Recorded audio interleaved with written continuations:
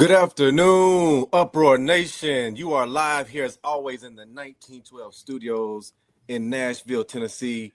I'm alongside my dogs, Flem, B. Bather, and today we got a special guest with us coming to the show. We got none other than himself, Mr. Michael Moon Thompson. Real quick intro on Mike, right?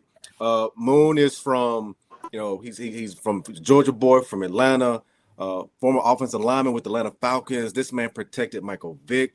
And then, correct me if I'm wrong, Moon, once I pull you into this, correct me if I'm wrong, but you might be the last highest drafted offensive line we had in quite some time, even though we've had plenty going, right? But, he was third round draft pick, I believe it was. So, man, a lot of accolades. Man, this man has a great story of heart. He has a great story of brotherhood, man. So I want to welcome none other than himself, Moon, to the show. What's going on, man?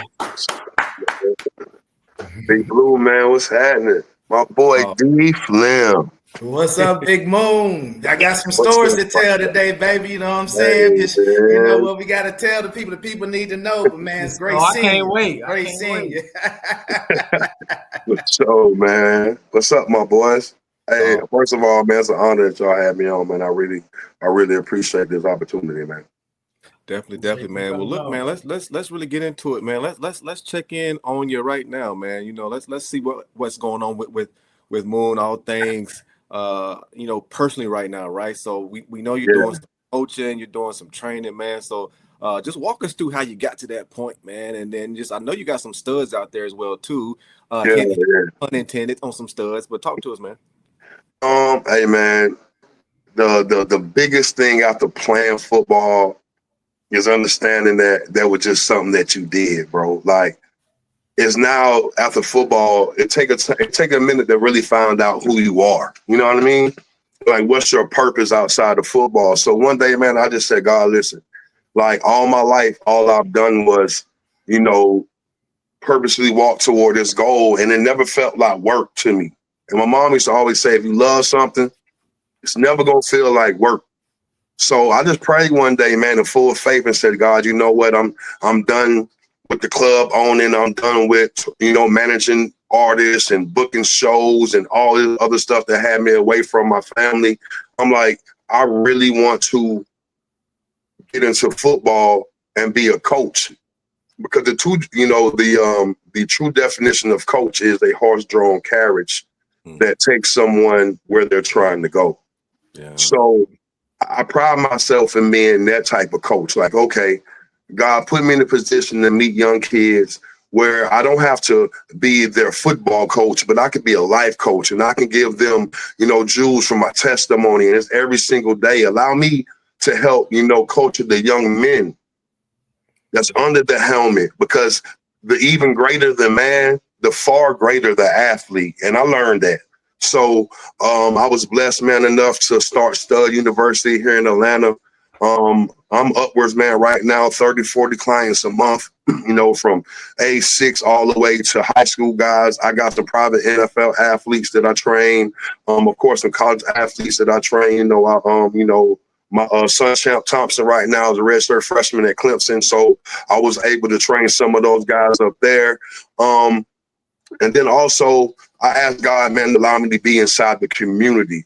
Growing up, I grew up, if you know my story, man, my mom worked 3 jobs. She raised me from a phone, sticky notes, battered women's shelter. I done lived in cars, homeless shelters, man. So I wanted to be able to help support these kids that are in single family homes, great athletes, but also those families that have a mother and a father, but they working 50 hours a week trying to make ends meet, and they don't have the ways to pay fees. So God blessed me to meet the owner of Accent Roofing. Name is Tommy Scribbins. It's the biggest roofing company here in Georgia. And he was like, Mike, I love what you're doing. I want you to come on board and be my executive director of the Uncle Pigskin Foundation. So what we do now here in Gwinnett County, man, we do 7v7 tournaments, Thanksgiving tournaments, preseason tournaments, and all of these funds go towards helping kids in the underprivileged cities out here in Gwinnett County, which is very affluent. And you would think that, everyone's getting help, but there's a lot of kids that's underserved. So we take this money and we provide, fees and Also, we've partnership with 3 high schools here in Gwinnett, Discovery, Meadow Creek, and Central Gwinnett, and we provide from 8th grade all the way to 12th grade an aunt and uncle for these kids that somebody's coming to the game for them. We provide transportation, housing, relocation, meals. So God has allowed me, man, to really implement myself outside of football, but still touch these kids that so rightfully deserve, like myself, thank God, the opportunity, man, to be able to get out of their circumstance and change their environment, man. Man, that's a blessing. That's a blessing. Yeah, man. So I'm just blessed, man. The last thing we're doing right now is, my son Champ, man, he was like, Dad, I want to have a management company where we can manage, athletes, but nothing but linemen. And help get them brand deals and NIL deals and opportunities, man. So we just started something a year ago called Champ Road Sports Management, man. Champ signed. I got 2 other kids right now that are about to go to college in December that are signed to me. I have some high school guys, man, that once they turn juniors going to sign. And it's going to allow me to really train these kids from a young age, build your trust up, allow me to be able to chauffeur them and their families through these college camps, be able to teach them, man, what they should look for, what to look out for, and then build that real family bond. So now they know it's someone working for them that's not just trying to take 20%. They've been locked in since they kids were jits, man. And that's my biggest thing is like, allowing these kids to have somebody that like I didn't have growing up, someone that went through exactly what I wanted to do and could come back and tell me that, man. Instead, I had, a lot of people around me that were in the streets or did nothing that I was trying to do. And that's the game that I took. So sometimes, you go off, course that way, man. So I want to be able to help these kids here in Atlanta and anywhere, man, really understand that there's a value in yourself, not just you as a football player. Man, that's amazing. That's amazing. Flem. Yeah. So, it's always good catching up with you, Moon. You are one of the few folks that was, people don't understand that the 94-95 freshman class is something that, we don't get a lot of respect for. You know what I'm saying? You were part of the 94. You know what I mean? I was part of the 95. But what a lot of people don't know in that backstory is that you came up from Georgia as a defensive tackle. Yeah, hey, listen, man. Listen. This was crazy, right? Everyone think I came in 94, Flem, because I got redshirted. I didn't get redshirted until my junior year because I broke my ankle. I came in 95, me and Beanie Anderson and Lamar Carter, Daryl Hinton, we all in the same class. See, so that's where the fifth floor boys come from. We all came in 30 deep in fifth floor of Watson. But yeah, man, true story, right? I'm in Savannah one day playing ping pong, man, and Bill Davis strolls in like, now this is the backstory. When he was at Savannah State, where I'm from, I used to be the water boy. Okay. So I'm in there playing ping pong in Windsor Forest High School, man. And he was like, so I didn't hear a voice. So you ain't going to open none of my letters. I turned around. I'm like, Coach Davis, what's up? He was like, nah, don't what up, me. So he was like, man, Michael, I've been writing you for 2 years, man. I want you to come see what I got going. I'm like, Coach, I've never received a letter from you. So we go to my coach's office, man. Now, this is the thing before I tell this story. The man I'm about to tell a story about changed my life. He allowed me to understand, man, what being held accountable meant. So let me say that first. Great man. I love him. He really helped me play ball. But also what I learned along the way is that people that love you, they also have motives for you. Mm-hmm. So Bill Davis takes me in the office and he's like, Coach such and such, for the sake of me, loving who he is, you ain't been showing Michael none of my letters. And I'm sitting there like, hold on. Now, this was wild as I was recruited heavily by Louisville and Tennessee and Georgia Tech and all these other schools. I'm getting all of their mail. So, man, my coach sat down and he took his hat off. He was like, I know how Michael grew up and the type of environment he was in. I really didn't think, him going to a black college would be good for him. But I'm sitting there like, what? So he pulls out this box, man. It's like 40, 50 letters. FAMU, Jackson State.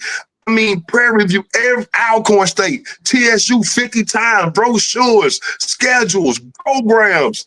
And I'm heartbroken, bro, because all I ever wanted being from Savannah is to have a value as a black man.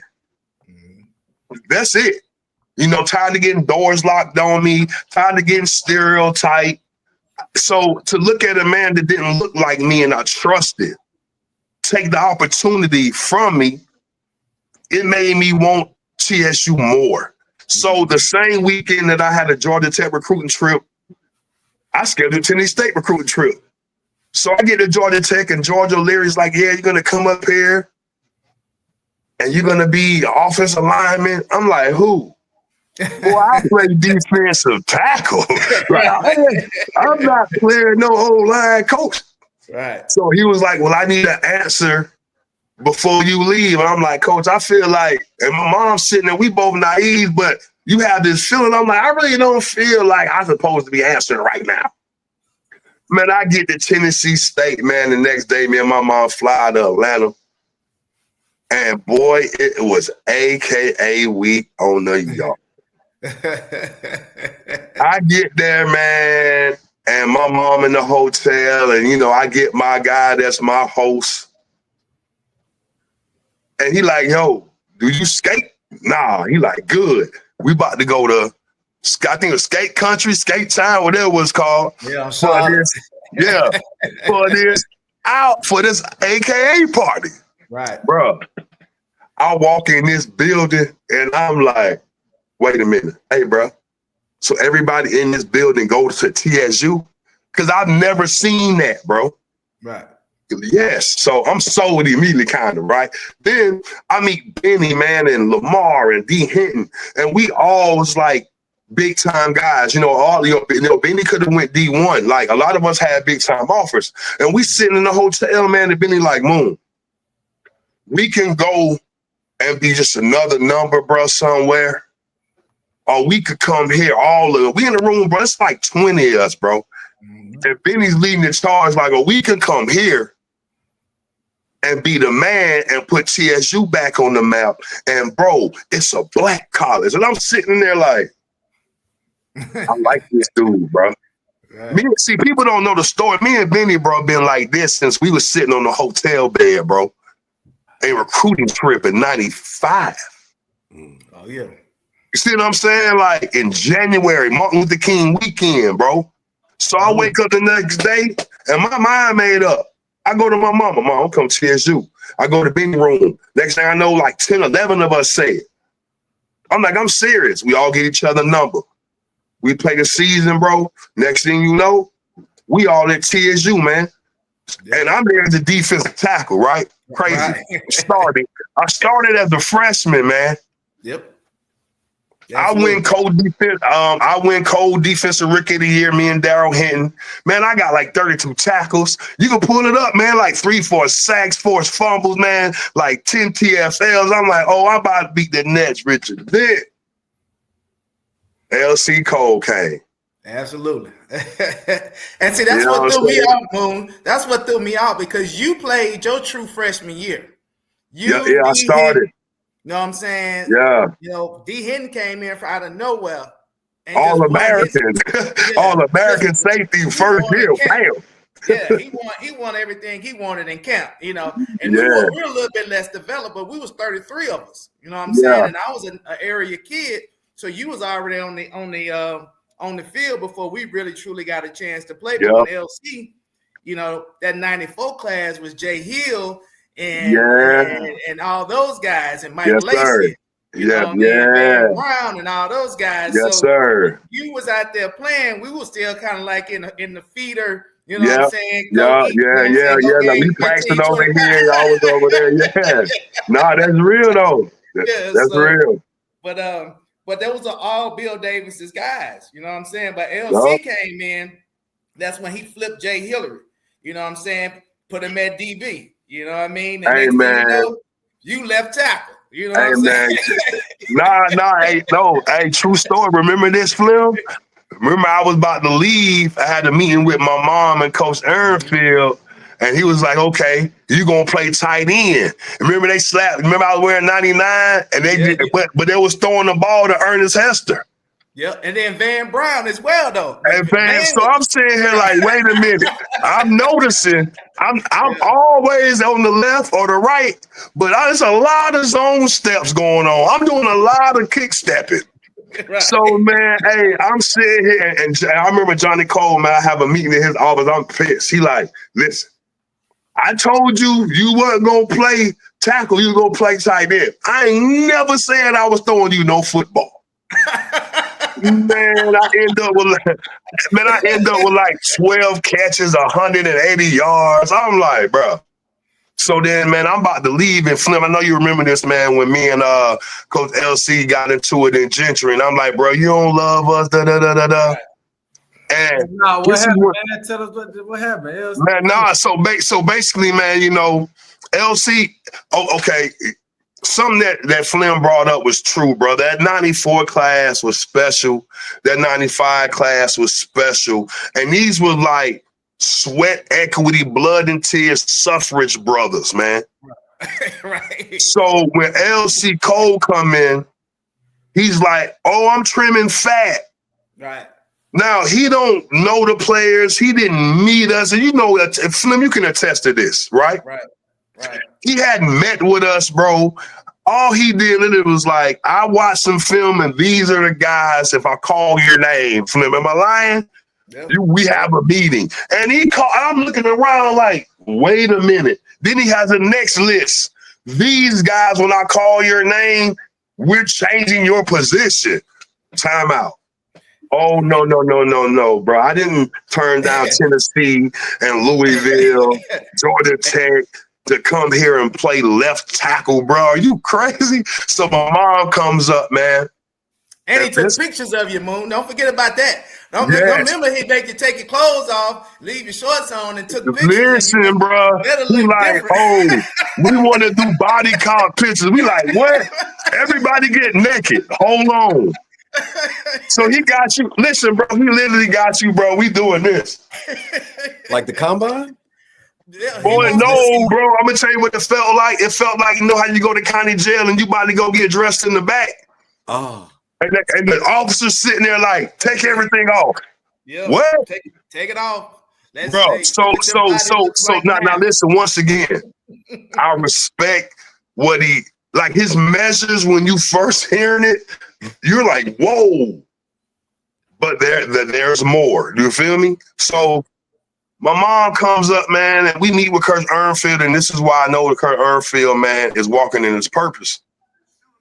But Ernfield knew, bro, my mom worked 3 jobs. He knew that I was in the gang in Savannah. He knew that I was rough. Like, let me tell you, I was fighting on campus all the time, like straight up. So everyone knew, like, okay, there's some issues with Moon, right? But everyone also knew, bro, I want to take care of my mama, bro. Like, everybody who know me know that. So he was like, listen, man, Miss Sharon, either he can be a good defensive tackle at a historically black college, or I can take all that aggression. You stay up here, let me get him a job. I can get him at Budweiser. He'll work in the summer. He'll go to summer school. I'll give him some film because I got to be no contact. He can lift weights with Coach Davis, which was our strength coach at the time. And if he really wants this, my mom looked at me and she looked back at Coach, and Coach said, if he makes this switch, he's going to the NFL. My mom looked at me again and said, you making that switch? My answer was, yes, ma'am. I stayed up here, bro, my first, I think going into my junior year. Now, I wasn't redshirt at the time. And I literally, bro, used to just put the VHS tape in, watch guys like Willie Anderson, man, by the grace of God became one of my big brothers. I used to watch guys like Bob Whitfield, who by the grace of God again became one of my big brothers down the line. I used to record William Rofe and record all these tackles and sit in the dorm and watch them with my notepad, bro. Watch their steps, watch their hands, and go to the Hale Stadium. And Flem, you know this. I would be at Hale Stadium by myself, bro. Putting the work in. And that's why can't nobody take what I earned from you because they watch me. Run up and down them bleachers, like watch me shoot learning this stuff on my own, bro. What sold all of it, Moon, though, the secret ingredient was when you went out there at left tackle and looked like you was playing wide receiver. Nah. Hey, listen, bro. Come on, baby. He had the shirt. He got the wristbands. He got the gloves. Listen. He had to switch up his swag, is what you're saying? He had to switch up his swag. Listen, they used to be like, Moon, you play offensive line, bro. I'm like, oh, nah, bro. I promise I'm going to be fresh. Hey, look, hey, D Flem and B Spadden. Hey, bro, where you get that blue spat from? Let me get some. I'm Spadden, too. You know what I'm saying? I'm a big skill, bro. That's how I thought about myself. And people don't know this, man. In 96, bro, I started 20 games on the basketball team. Mm. I lettered in basketball. Me and Jason Johnson out there playing the power forward and center together. People don't know that. You can pull up my stats. Yeah. Like, I literally played basketball at Tennessee State, lettered at defensive tackle, tight end, and 2 years of offensive tackle. I played 3 different positions in college and lettered at every position and started. Yeah. Like LC Cole, man. You know what I'm saying? I'm going to say this before y'all carry on. LC Cole made the changes, bro. Now that while you in it and you winning, you like, oh, them was my partners, but dang, I guess, coaches, they older, man. We young, so they can see further than us. You know what I'm saying? LC and Johnny and Ernfield really saw that making that move with me would not only help the team, but if I stopped fighting it, would help me. You know what I mean? Yeah. And ultimately, man, 2 championships, and man, I break my leg my junior year. I get redshirted, and I come back and I start my redshirt junior year. I make like honorable mention all conference. Boy, I'm pissed, man. That going into my seniors that summer, I'm like, I'm about to be the best offensive lineman in the nation. Ain't nobody can work harder than me. They don't want it better than me. And I was even feeling like that about the guys on my team, and they my brothers. I start looking at this like, man, I'm glad this war, man. Mm-hmm. Like Deanie Anderson, if I don't pick my up, is going to the league, and I ain't going. Lawrence Smith is going, and I ain't going. Antoine McNutt going, and I ain't going. And that's how I started looking at it. I'm tired of hearing about Larry Thorpe. I'm tired of hearing about, I'm going to be the next one. Ain't nobody going to be drafted higher than me. And that's how I took it. And when I went to practice, coach, you don't run this ball to the left, I'm pissed. You don't let me go out here and get this corner and show I'm athletic, I'm mad. I know I run a 4.95. I know my vertical 34, 35 inches. Like, I'm super athletic. And, man, I just started putting in the work and shutting my mouth and allowing the competition, man, to take over. And that's what you saw. You know what I'm saying? You saw competition. You know why our O-line was good? And Flem contested this. Our O-line was good because all of us thought we were the best O-lineman on the team. Mm-hmm. People don't know we used to fight in the huddle, bro.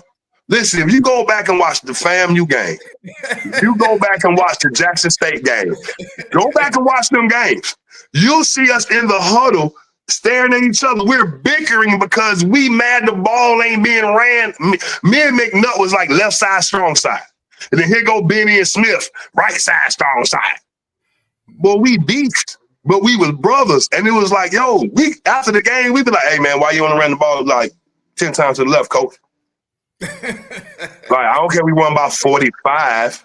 Right. Why you ran the ball to Benny's side 30 times, coach? Ran the ball here 12, coach. What you trying to say, coach? And here go Benny. Because we better than y'all. You know what I'm saying? So, hey, man. Hey, that is a good segue, man, Moon. So, we talked about this in the pre-show. You had a chance to come back to homecoming, to reconnect with, Coach Ernfield, but also, you got a chance to really speak with those offensive linemen. And we just talked about this off camera as well, too. It's just, and we talk about this on the show a lot. The offensive linemen just being so young, whether they're redshirt freshmen, right, or just guys who haven't had a chance to play up until like now, right? Right. And it was just like they've been trying their best. Coach Ernfield, Coach Harris, Coach Morgan, all of them. They've been trying their best, and Coach Barlow to figure out the right combination. And that with offensive linemen, man, that combination is so important. Absolutely. It's beyond just who looks the best and they're talented and they can do all this. Like 5 guys have to be like this, right? So talk about what you want to share about the conversation you had with them, man, last week. Yeah, Man, first of all, man, I truly am humbled, man, that Armfield let me do that. I just kind of walked up to the guys, man, and I'm just gonna be blatantly honest. I'm like, listen, you have to play this game of football as an old lineman for y'all. Like, understand something. This is your coach, and I pointed at Coach Armfield and I asked, do you know the definition of a coach? No one's like, they're like, someone that help you get better athletically. No. I said a coach by definition is a horse-drawn carriage that is there to help you get where you're trying to go. I said, but here's what y'all are missing, this version of Tennessee State. When y'all board this train isn't going just to NIL. It ain't going to pick up girls. It ain't stopping at the mall. It ain't going to look at cars. It's not going none of those places. This train that y'all agreed to get on and allow Coach Armfield to help you get where you're trying to go, it's going to war, man. It's going to battle. And you must, at a high level, understand that iron sharpens iron. He's here to develop leaders of men, but he needs leaders on his battlefield, man. And that's what I shared with him. Like, you got to love this for you. You got to want this not for even the fans, not for me as alumni that's going to see you once or twice a year and tell you what I used to do. No. When you step on this football field, it's for the Tennessee State Tigers and you, not even your family, bro. Mm-hmm. And that's the missing ingredient. And I said, if you don't pour that every day and hold every leader on this team accountable, not just in the offensive line room, I said, who on this team gonna whoop y'all, bro, as a unit? And that's the difference. We knew we were gladiators. We knew the only way that we ate the next day is if we had to win. Gladiators have to survive to eat the next day, man. Mm-hmm. Offensive line, defensive line, we out there for the roar of the crowd and victory. That's the only time you hear us, bro, is in wins. And how do we win? And I told him, if you're not playing this game just for y'all, not even, this ain't about coaches. This ain't about NIL money, bro. This is about you. How good you want to be. I said, we showed y'all, you read about how good we wanted y'all to think we was. Mm-hmm. How good 10 years from now do you want me to say you were?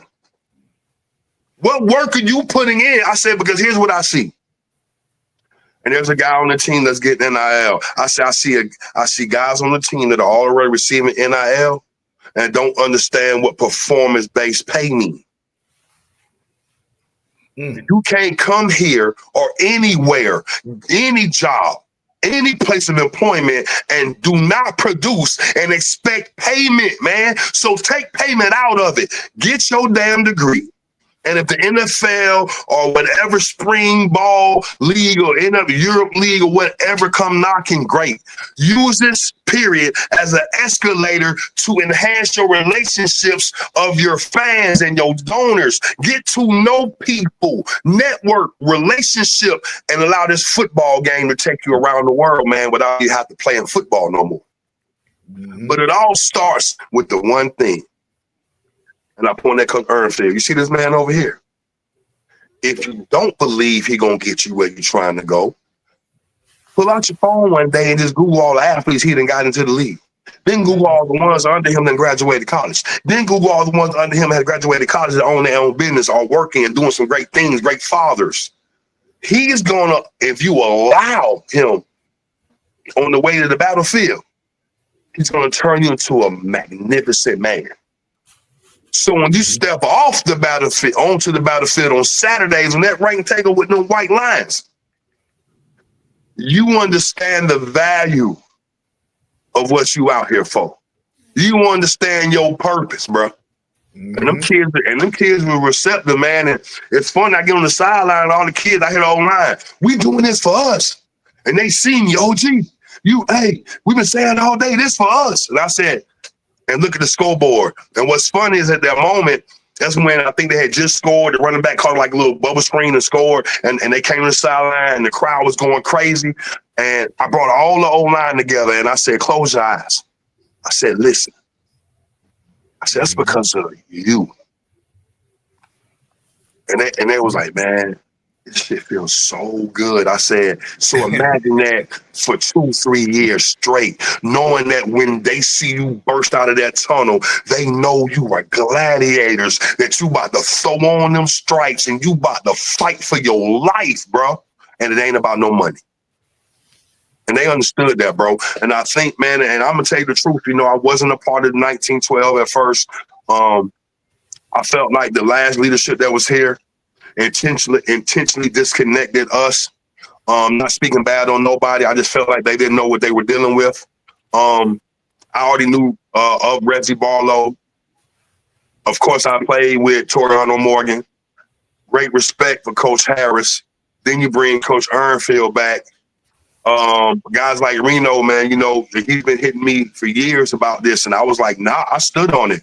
And it was because I didn't want to support someone that I felt like, man, that was poisoning, man, what I worked hard to keep alive. But I go back to homecoming, man, this weekend. And it felt like 99, man. And then they did a game. Missed it, man. It felt like, and then I finally get a chance to meet Reno and see the work he's put in. Then I see how all of my brothers that played with me trust him with this brand called The Boy that you see I got on, not even just for this. I wore this just to the eye doctor, bro. I'm one of the boys. I wear this so you understand what you're getting into when you run up. Understand what this is. It's the biggest fraternity on the yard at Tennessee State, and I'm Iota, bro. But this the biggest frat on the yard. And see, listen. Here's what I told the young boys, Flem. It's the last thing I told them, and this for me and Flem, this for you too, Reno. I said, y'all know who the boys is? They was like, They don't know the boys, I said, the boys are y'all. Yeah. I said, here's how much pride I want you to take in the boys. We watch fraternities and sororities have all these Greek weeks.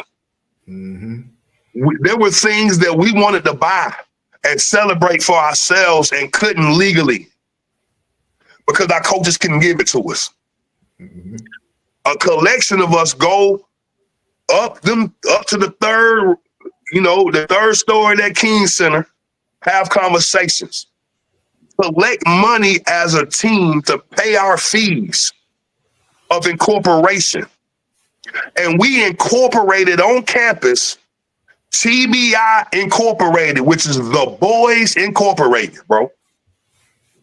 We then used to throw parties, Fleming and my lion, host events, take the money and have nothing but cookouts for each other. Buy each other clothes, shoes. Bro, this is what they missing. That's what we did. So when you wonder why we 11-0, do you know that we used to get beer from Budweiser when we worked and bring it to Hadley and pass it out to my brothers who ain't had no money? Do you know we set up grills and whoever had to check that week fed us? Boy, do you know what we bought? What?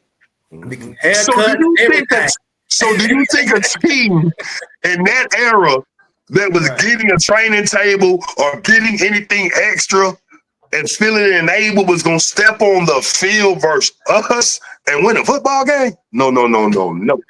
Because here's what we knew. Once Saturday night was over and Sunday morning starts and Monday, we right back to just being regular, bro. See, we knew that. So we knew from Friday to Sunday night, boy, they're going to remember our name, man, for sure. Oh, yeah. Man, and real quick before I let you get your question in, Bather, my class, Moon, we were the last class that still did the spring event party week that y'all had set up. My first class. So the last time we did that as the boys, that was 2000. That was like sophomore year, I want to say for me, like 2005, man. That was like the last time, because I was a part of Coach Reese' last recruiting class. Me, Cecil, Dominique, Javaris, all of us part of that same that last class. The OG. From that point on, it was just like the leadership at the university was just like, nah, you know. We just kind of found a way to still do what we wanted to do to like celebrate each other, but. Yeah, they ain't man, pass it down to us. Y'all man. started something and we held on to it as long as they we ain't could. pass it down to us, man. I ain't know nothing about the TBI, man. Why ain't nobody know about TBI? So check it out. So check it out, though. You got to recognize what he's tapping into. That's very layered to what he's saying. All right, because we have similar challenges then when it came to the athletic department and resource that we currently have right now. Okay, so but here's the difference is. You have folks outside of the university that wasn't going to allow for that team to suffer. You know, so that's why the kickoff luncheon was started, right? That's why you guys went with in limousines and tuxedos. You know what I'm saying? Yeah. You know what I mean? My dad and his crew, but LC was constantly going out, getting the jobs that they're distributing for us in the summertime. We making $12, $15 an hour back then. You know, that's a lot of money. You know what I'm saying? We playing football. We laid, we stayed all together, whatever. So it's a saying that the will of what was going on kept this situation. You see his emotion. You know what I'm saying? You see how emotional I get when I talk about that time period because shit, that meant something to us. Yeah. This Tennessee State stuff means something to us, bro. You know what I'm saying? You can't come around here playing. Like, we really stand down on a lot of stuff, bro. Yeah. We really do. Not fact. So, hey, we leave it alone. We stick to the script. Yeah, man. Like that's and that's why we doing this stuff, man. Because it's like again, and that's why that's why I talked to Moon about. And after this, it's you, Ballard. It was just that for me when creating Tiger Den Group, it was that I understood what I wish was there from an outside support structure to help, maintain that the historical integrity that support that any athletic director would need to be successful. And it's just, like I said, I as a player, I just like, man, I just wish, Teresa would have had that level of someone like myself that was willing to do this work. Because again, like people understand is like as one of the boys, it still takes work to earn that trust. But you can't quit. It is what it is. You just got to keep doing the work, and then eventually, when people see you doing the work, as Moon highlighted on the personal stuff he's done, you eventually get rewarded. But you can't quit, right? And that's what this is about, man. So I just wanted to say that, man. Appreciate it, Bowther. It's on you, man. Sorry about that, Bowther. Yeah, you got to run through the line. But Coach, so we got EIU coming up. And Western Illinois. My bad, not West EIU. I was trying to see what your thoughts are going on to the next game in the trenches. Hey, man, so listen. Western Illinois has given up 12 sacks this year, bro. That let me know that last year their offensive line was not great. Their coaches spoke on it this year.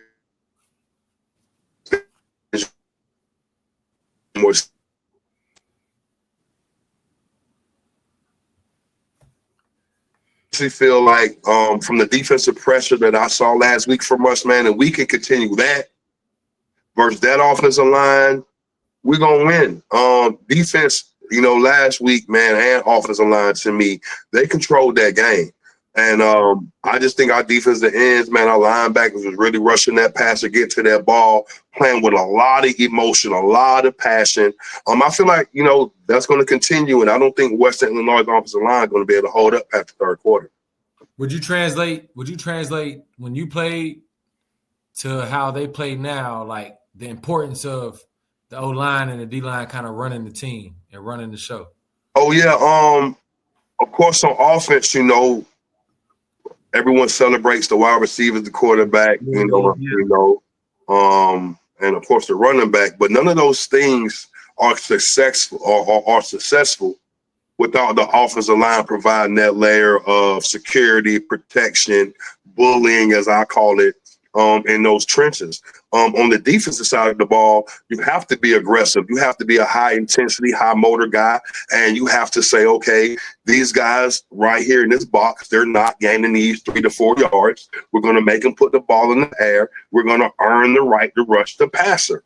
And back when I played, I couldn't wait to score. So I can watch Lamar Carter and Larry Floyd and Sterling and all these other guys, Benny Zieglers and all these other guys we had rush this passer, man. I couldn't wait for them to get in, and 3rd and longs and have to try to throw this football. And I got a Eric Joyce back there, LeGarrette Jennings back there, man, D. Hinton back there, Jay Hill back there, and all the other Ed back there, all the other great players we done had, man. So, yeah, man, in the trenches, man, it's literally where we control the clock on offense, and on defense, man, we terrorize folks, man. There it is. Well, I don't think it's no accident that the team played with emotion this week for homecoming. It's been 2 times they played that way. They played the first game that way, and we brought that momentum from the kickoff luncheon, and we had a lot of connection during camp when we did the alumni event with the players. And, the will, the keys to the game last week for me was will. It wasn't about no turnovers. It wasn't about no penalties. It was about looking to your left, looking to your right, to your brother, and playing for each other. So knowing that you was in there saying the same thing, Moon let us know that we got to keep the boys together, and regardless who's in charge, okay? No, absolutely, bro. Now I'm talking to somebody, okay? I ain't holding it. You know what I'm saying? I'm talking to somebody now. Regardless who's in charge, there's nothing you can do about us. We gonna be here. Okay? I mean, yeah, man. We gonna be here. Hey, facts. And to piggyback that, man, I think guys like myself who have earned the right, man, through my awards and my accolades, man, it's time for me to speak up a little more and hold more influence and be more a part of, what you guys have going on, what we got going on at TSU, period. So people understand that there are people out here, man, that then played at a high level and accomplish a high level of success, man, that support you forward. Yeah, got some knowledge. Yeah, man. I mean, everywhere else that's celebrated. Absolutely. Everywhere else. If you've already done it, then why not? Why wouldn't we listen to you? You see what I'm saying? Hey, man. You celebrate all Americans. You celebrate all pros. You celebrate Letterman. Hell, you celebrate anybody who put the helmet on and played. You know what I'm saying? And gave a what? Because everybody's story a little bit different. But guess what? Right. Think about all them folks that are so-called Tennessee fans or Alabama fans or whatever fans that ain't never stepped foot on the doggone campus. I mean, never, bro, but they ride for it like they done went there and graduated a master's. Nah, for real, man, because, like to piggyback on that, man, and I ain't going to touch too much about it. Like I was telling Reno a couple years ago, man, like, it'd be hard for somebody like me, man, because I feel like because of what LC Cole, Monica was, or whatever they stigma had at TSU, you're punishing athletes, bro. Like LC Cole didn't get me Offensive Lineman of the Year by SportsPage.com. They didn't get me Black College All-American, NCAA First Team All-American. They didn't get me starting the Blue Grain, the Senior Bowl, 100 pick and draft. They didn't get me being the highest drafted lineman since Larry Thorpe. I am. No one's been drafted higher than me since me. Mm-hmm. I got that on my own. And a lot of the things, man, that Lamar has and Benny has and Avion has and Legarius has and Joyce has, and I know I'm missing some guys. They're not being celebrated, bro.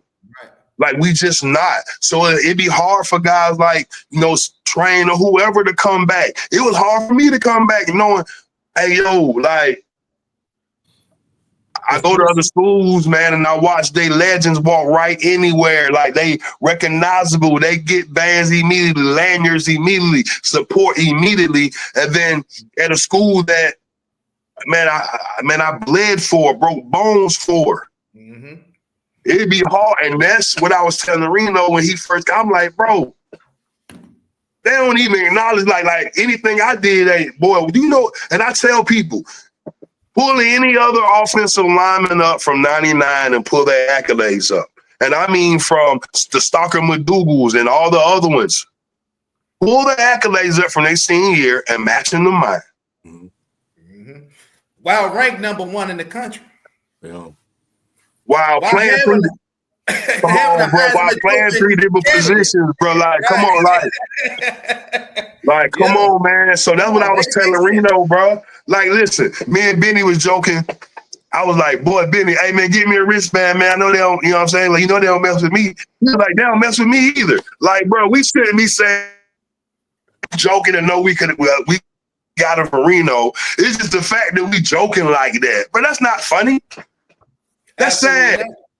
And for whoever listening, bro, thank you. Barlow, I ain't felt this much love, bro. The work Reno and y'all boys have done, bro, I want to commend. And if you don't get your flowers enough, bro, I'll send you 10 dozen roses, bro. I appreciate it.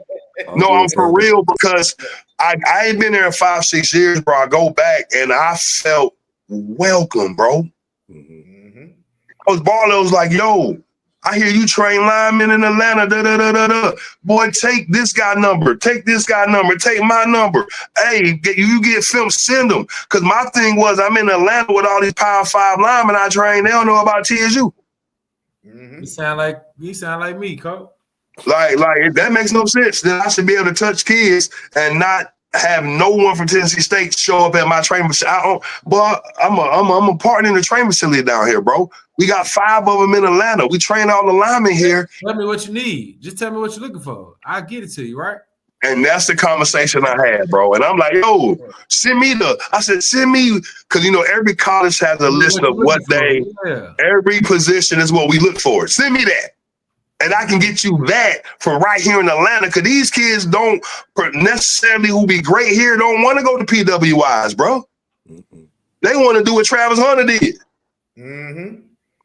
And it can be done. And that's why 1912 is important. That's why, you know, whoever listening, man, like, we need NIL funds. We need donors. We need all the support. We need all hands on deck. And that's why I'm all hands on deck, hands and feet, man. Like, I'm in this now, bro. I want to help these boys. I seen them, but I touched these boys. Is championship greatness tangible with TSU? Yes. It could come back. And I'm talking about every year consistent, like dynasty mode. It can happen, bro. Ball's a great dude. He's assembled great guys. And now you got guys like Reggie like Reno and Derek and you, Coach, you know what I'm saying, man? You putting together now different pieces that were integral pieces that chipped off. Y'all bringing it back. Like, to walk into that trophy room, bro, when Eddie and them was here, and you show me a room full of broken trophies that I bust my ass for, was disrespectful. At the highest level. And Reno, I told you that. And I meant it. You don't show me no 2 overseas championships that I worked my ass off to get broken. You don't show me Atlanta Classic trophies broken. You don't show me John Merritt trophies broken, bro, with my years only on them. And then ask me to help you. You don't slap me in my face and ask nothing from me, bro. And that's how I took that. Then to tell me, oh, I'm going to call you, I'm going to do this, you can help. And you didn't do none of that, bro. And I've been knowing Eddie since he was at the Titans, and him and Steve was giving me money without security to go up to Ujamas and get him chicken. Right. And a roll. Like, don't play with it. Come on, bro.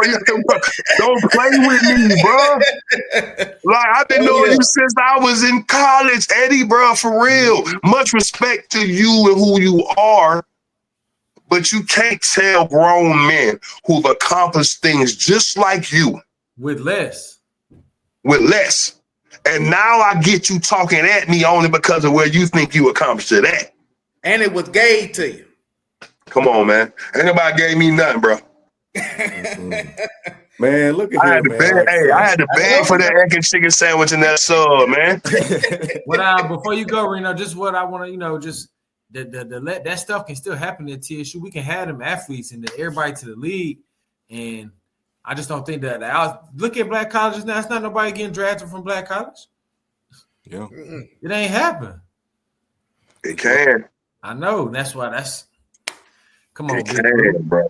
And listen, it don't have to. And this is the thing too. I respect all them NFL guys going to all them other schools, but the problem is this is the Tennessee State, bro. It's only gonna happen right here, and I'm being honest. That's why you said they ain't having that fam. No, with Jackson State a little bit, but bro, it's TSU. we waiting for that explosion, bro. Yep. And NIL gonna help us do it.